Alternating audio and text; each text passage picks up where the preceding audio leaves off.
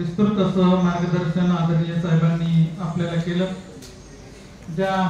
या अगोदर आपल्या जिल्ह्यात जिल्हाधिकारी म्हणून नेतृत्व करणारे आदरणीय पापळकर साहेब यांच्याबद्दलही कृतज्ञता व्यक्त केली। त्यांच्या कार्याचा आपण जे आहे ते गौरव म्हणून येत्या 16 तारखेला जो कार्यक्रम ठेवला आहे त्यामध्ये सुद्धा आपण त्यांना बोलणार आहोत असंही त्यांनी सांगितलं।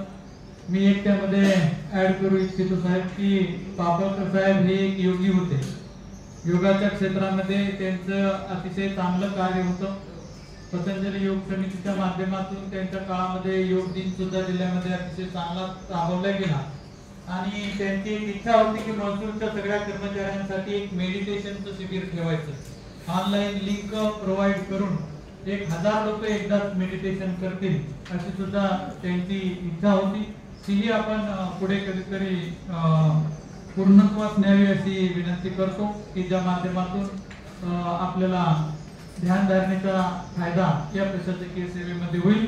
आदरणीय साहेबांनी जो परत बैलपोळ्याचा उल्लेख केला त्या संदर्भाने एका कवितेने समारोपाकडे आपण जाऊया।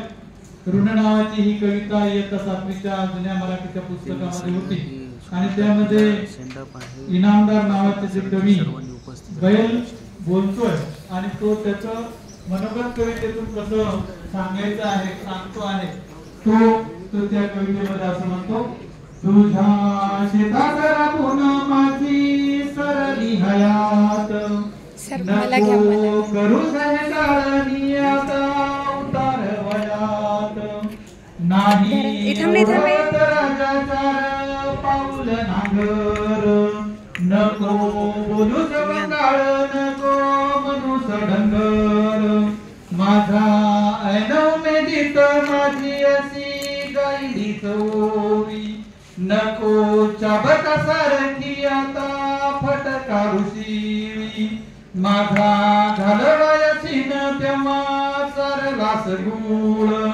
कधी घातलीस कधी घातलीस माळ अशा गोळ्या त्यांचे करीत रवंत मला मरण येऊ दे तुझे कुशल चिंतित। आणि शेवटच्या ओळीमध्ये म्हणते, मेल्यावर तुझ्या ठाई पुन्हा एकदा रुजू दे माझ्या कातड्याचे जोडे तुझ्या पायात वाजू दे माझ्या कातड्याचे जोडे तुझ्या पायात वाजू दे।